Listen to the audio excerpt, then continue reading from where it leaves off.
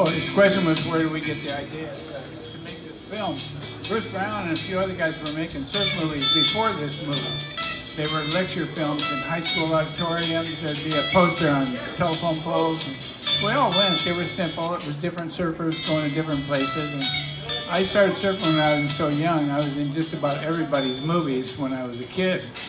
And so all through high school, we were always making some kind of movie somewhere. You know, we drove to Florida because we heard there was waves there. And we went to different places, and it was an adventure. And then when I was a senior in high school, Bruce Brown called me on the phone. He goes, "Hey, I got this amazing idea for the next film, you know, and we got to talk about it." And I went, "Well, what's up, real quick?" And he says, "Well, we're going to go around the world. We're going to keep crossing the equator.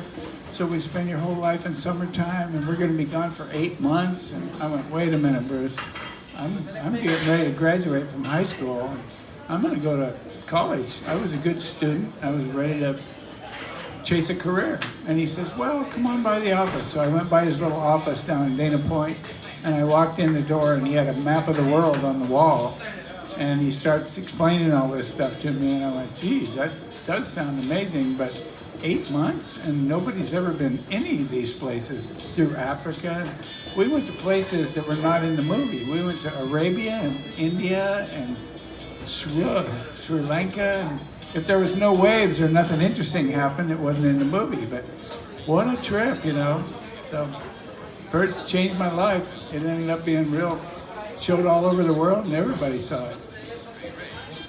Still others like some Nail up by the front of your board, but when you fell off, this bungee cord would stretch out, and that thing would come shooting back at you. So it was really dangerous. So that theory didn't last too long. People got hurt, and we went, "No way. If I fall off, I'd rather swim in and get my board and go back out." But that was the first leash that anybody ever tried. So we didn't even have leashes then. We just, you know, try not to fall off. packing for the journey was important. 6 pairs of trunks, 2 boxes of wax, some modern sounds, and in case of injury, Here's an interesting one. Did you see the box of wax? Yes. There was no surf wax. Oh, check the cars in the airport, LA airport, 1963. It looks like a car show. Every one of those is a classic. But that was 1963.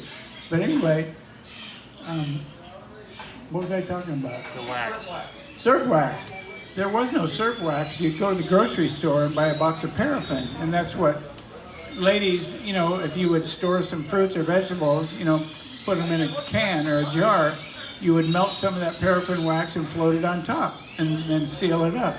Well, there was, you know, the wax, you'll see later in the movie where we're surfing right on the equator, the water was over 90 degrees.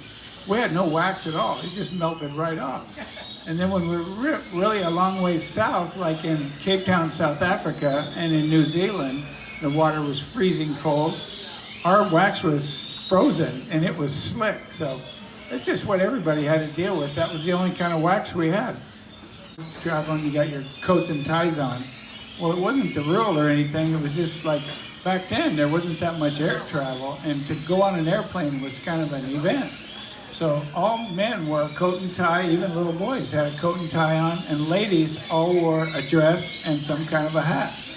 It was just something that everybody did. On the airlines, they had no idea what a surfboard was, and it got confusing. You know, they didn't know if they were fragile or not. They just wanted to make sure that it would fit in the baggage compartment. And some of the places we went, there were small little propeller flights, and it was challenging. And they go, "No, those are too big." But we go, no, we have to take these, figure it out. So we did. Somehow we made it all over the world. We took them. There was no fee for it. There was no Caucasians anywhere. We didn't see any Caucasians. And this mid-20s guy comes walking up to us and he says, "Hey, what the heck are you guys doing here?" And pointing at the cameras and the board. And he said, "I know there's the surfboards, but what are you doing here?" So Bruce explained that we're making a movie, we're traveling all around the world, and God went, "Wow." And then Bruce went, "Well, what in the heck are you doing here?" He said, "Oh, I'm with the Peace Corps." That's when John F. Kennedy started the Peace Corps, and he was one of those people going around the world trying to explain to people about cleanliness and boiling water and just to update everybody's life. Really an interesting young guy. He was all alone out there going for it. And the camera we had was 16 millimeter, crank up, no electronics at all. You put a 100-foot roll of film in there, crank it up, push a button, and you get 45 seconds and it would stop. And he had this idea to make a waterproof housing for that little manual camera. And he's explaining to us how to use it and everything. And I'm thinking, this is crazy, this isn't gonna work. But he brought it all over the world with us on that trip. And it's easy to see where we were using that thing. It's amazing how innovative was that guy to build that waterproof housing for that camera. So it was like 2 years ago, the movie The Endless Summer was introduced into the Smithsonian Institute in Washington, D.C. And we all went back there. It was amazing. I've never been to Washington, D.C. There's no waves there. But it was fabulous. I was right across the street from the White House, and there's so much history around there. And they had a great presentation, and a whole bunch of stuff that we had is in the Smithsonian right now. Bruce's camera, his tripod, that waterproof housing that he built is in the Smithsonian. And for some reason, I mean, I had my passport the whole time we made the trip that designated every country, wherever we went, the stamp from that country, the whole trip. And my passport from that trip is in the Smithsonian Institute. Anyway, it's quite an honor to go back there and see all that happen. So what Bruce Brown did to make that waterproof housing was amazing. And we're thinking it's not going to work, but if you can see when he's using it, it worked. It's crystal clear, kind of like the GoPro, but way before. Anyway, he's a pretty creative guy. It was kind of overcast and drizzly, but it was offshore. The waves were absolutely beautiful. But Bruce's theory, in the summer it's supposed to be sunny and nice everywhere we go. But when it finally stopped drizzling and sun came out, it was kind of onshore. But you can see it's still a really good wave and really a long wave. And I guess now there's beautiful places to stay on the beach. And it's really a world-class surf spot. Real long left point. That's a very good question. How much did it cost? Well, at the time, Bruce Brown wasn't a rich guy. But he inspired us how amazing this trip is going to be. His movies were always way better than anybody else's. But he said, look, you guys, I will sponsor the whole trip. Where do you stay, what do you eat, how do we get there? But if you guys will buy the plane ticket, I promise you, when I start showing it in the high school auditoriums, as soon as I'm making some money, I'll pay you back.